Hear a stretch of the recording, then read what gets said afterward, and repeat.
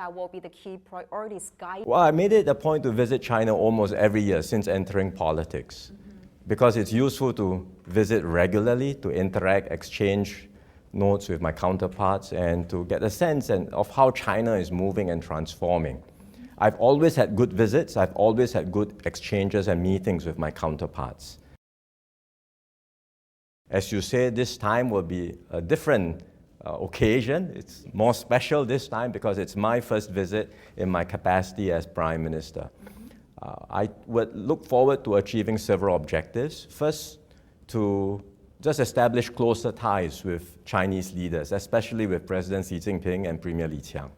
Second, to reaffirm our shared commitment to enhancing our bilateral cooperation, especially as we mark the 35th anniversary of diplomatic ties this year. That's right. And then, of course, thirdly, to discuss the wider regional and global developments that we are all confronting during this challenging period, and to see how we can continue working together to strengthen multilateralism and the rules-based global order.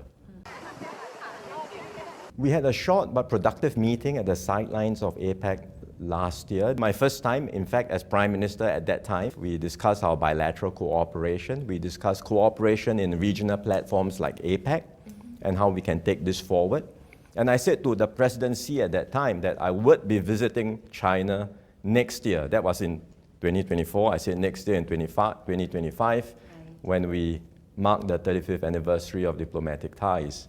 So I'm doing so right after the elections at the soonest possible opportunity to visit China now, and I hope to be able to meet him again.